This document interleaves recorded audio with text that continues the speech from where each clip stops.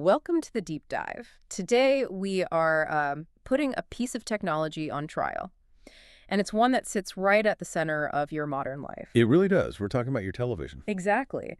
The source materials we've looked at set up this really high-stakes clash. Is OLED technology, the undeniable king of the living room?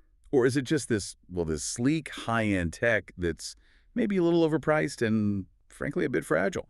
That's the question. And what's so great about the sources is that they don't just give us a dry tech spec sheet. They introduce us to people, to, well, archetypes. Right. We get the cinephile who, just wants accuracy above everything else. Mm. Then there's the pragmatist who's all about the budget and how long it's going to last. And you can't forget the gamer. Never. The Oh. gamer who Yeah. just demands pure, instantaneous speed.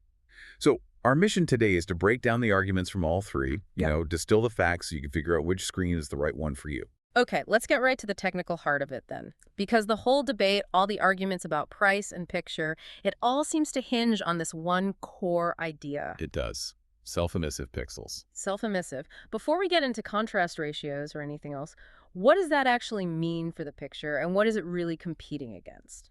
It means that every single pixel, and you've got millions of them, is its own tiny independent light source. Like a tiny light bulb. Exactly. It can generate its own light, and, this is the most important part, it can turn completely off. Which is not how older TVs worked.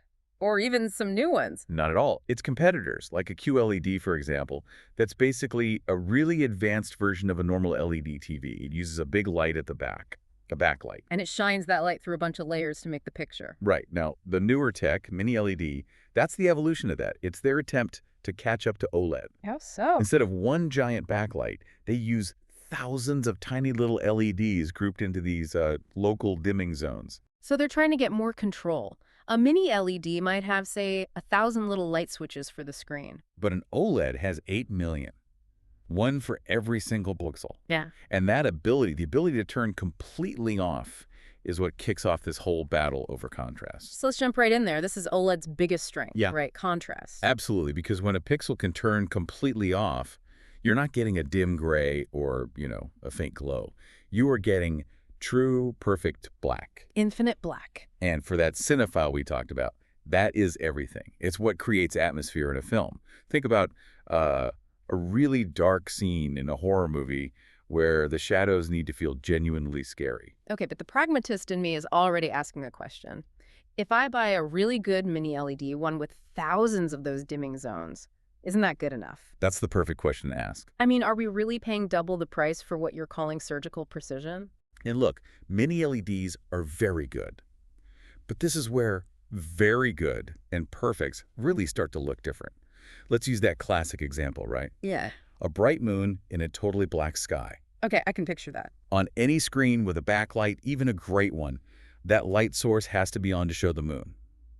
And that light inevitably bleeds a little into the dark pixels right next to it. Creating that fuzzy halo I've seen. That's the halo effect or blooming. Yeah. The black around the moon isn't truly black. The light is polluting it. So the mini LED is kind of cheating, and it messes with the director's intention. It has to. But on the OLED, because all of the pixels around the moon are just physically turned off, Yeah. there's no light to bleed. You get a razor-sharp moon against a truly ink-black sky. That's why cinephiles say infinite contrast isn't just a spec. It's a feeling, an emotional experience. Exactly. But this is where the pragmatist comes roaring back, right? On 2 points, price and brightness. The price gap is huge, sometimes double. But let's talk brightness. That's a real-world problem. It absolutely is. OLEDs use organic materials to create light.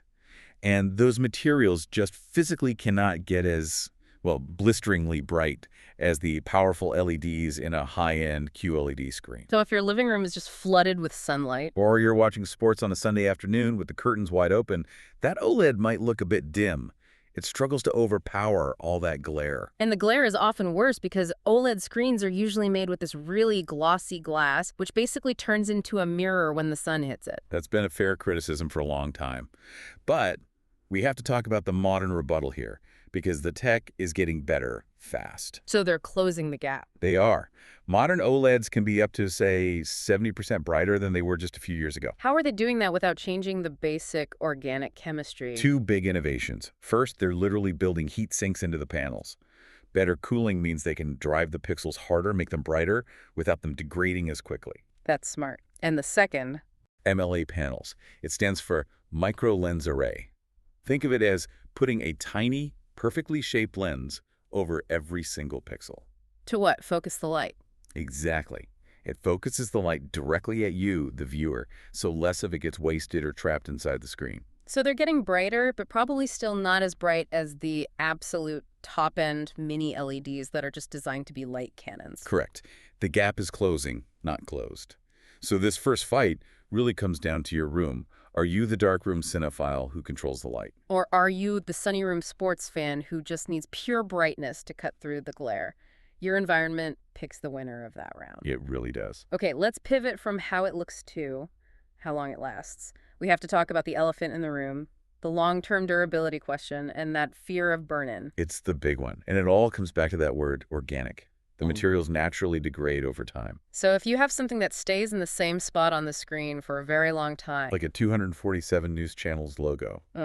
Or the health bar in a video game you play for hours every day. a heads-up display. Right, a HUD. That constant repeated image can wear out those specific pixels faster than the rest of the screen. And when they degrade, you get a faint, permanent ghost image left behind. That's burn-in. That sounds terrifying if you're spending thousands of dollars. So how can anyone defend investing in this tech with that hanging over their head? Well, the pragmatic defense today is actually very, very strong. The physics is true, but the real-world risk on a modern TV from a good brand is extremely low for normal viewing. You mean you'd have to actually try to cause it? Almost, yeah. Yeah. The manufacturers have built in some really clever mitigation features. Like what? The most common one is called pixel shift. The entire image is slowly, subtly moving around by a pixel or two. You'd never see it with your naked eye. But it stops any single pixel from being stuck on the same color for too long. Precisely. And they also have tech that automatically detects static things, like a channel logo, and it will just subtly dim that specific part of the screen to reduce the strain. So the TV is basically managing its own health. It is.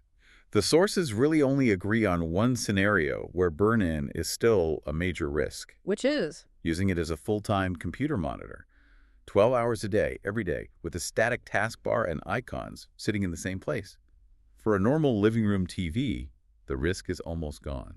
Which brings us to that great metaphor the sources use to frame this whole durability thing. Yes. The Ferrari versus the tank. Explain that one. The OLED is the Ferrari. It's incredibly fast, it's beautiful, a little high maintenance, and it's maybe designed for, say, a 5-year life cycle of peak performance before you're ready to upgrade anyway. And the LED or mini LED is the tank? Or the reliable sedan. It's the workhorse. It'll last you 10 years, maybe more, until the power supply just gives out. It prioritizes practicality over that bleeding-edge perfection. So you have to ask yourself, which kind of buyer are you? Are you upgrading your tech every few years anyway, chasing the next big thing? In which case, long-term durability is kind of irrelevant, or are you making a decade-long investment? Your answer there pretty much makes the decision for you. That's a great way to put it. Okay, we've done quality, we've done longevity. Let's talk speed. Let's bring in the gamer, the most demanding user. For them, it's all about response time. And in this category, OLED has a massive, undeniable advantage. One source said it destroys the competition here. It does. And again, it's physics. In a QLED or LCD, you have liquid crystals. To change a pixel's color, those crystals have to physically twist to block the backlight. A physical movement. And physical movement takes time. Only a few milliseconds, but it's a delay. And that delay is what you perceive as motion blur. I've seen that. When you swing the camera fast in a game, it looks like the background is smearing. Like smearing wet ink is how one source described it. OLED doesn't have that problem. The pixels just turn on or off. It's instant. The response time is as low as 0.1 milliseconds. So what does that feel like when you're actually playing? It means the motion clarity is just unbelievable. Everything is crisp and clear no matter how fast you move. So even if some fancy LED monitors can hit a higher frame rate, like 240 hertz, The 120 Hz OLED can actually feel faster. it often feels faster and cleaner because all of those motion artifacts, the blur, the smearing, they're just gone. Yeah. For a gamer, that is a huge advantage. Okay, a clear win for OLED on speed. Let's wrap up with two final physical constraints. Viewing angle and just plain old size. Viewing angle is another one of those quality of life wins for OLED that people forget about.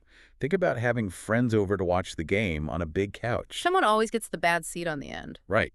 And on a traditional LED TV, from that side angle, the picture looks washed out and the colors are all wrong. But not on OLED. Not at all. Because the light is made right there on the surface, the picture looks perfect, bright, and colorful, even if you're sitting way off to the side. It's a huge deal for group viewing. This is where the cost comes back to bite you. The final trade-off, cost per inch. This is where Mini LED gets its revenge. If I want a truly massive, wall-covering 98-inch screen, OLED is probably not my best bet.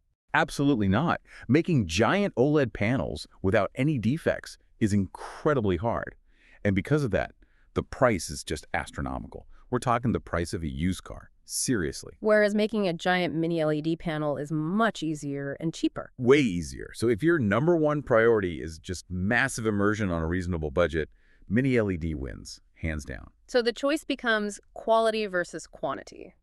Do you want a stunning 65-inch screen with that OLED precision? Or do you want a giant wall of screen with LED for that raw, overwhelming scale? You have to decide if your joy comes from perfect pixels or just pure size. What a fantastic way to break down all the trade-offs. We've gone from cinematic precision to the fear of pixel death and the pure need for speed. And it all comes back to those three people we started with. First, Practical Mike. He should probably buy the brightness and longevity of a mini LED, especially for a bright, everyday use kind of room. Then there's gamer Leo. He's got to go for the instant speed and deep contrast of an OLED. It's just a better, cleaner gaming experience. And finally, Cinephile Sarah. She has to buy the accuracy and the emotion of OLED. Because for her, like she said, Infinite contrast isn't a spec, it's a feeling. that's it. So my final takeaway for you is this. There is no single perfect TV. There's no universal winner. There is only the perfect TV for your room, your budget, and your habits. You really have to be honest with yourself. Are you on that Ferrari timeline or are you buying a tank? Do you value that pixel-perfect image or that long-term bomb-proof dependability? And that idea, that contrast is a feeling, and that accuracy delivers emotional impact. It does make you wonder.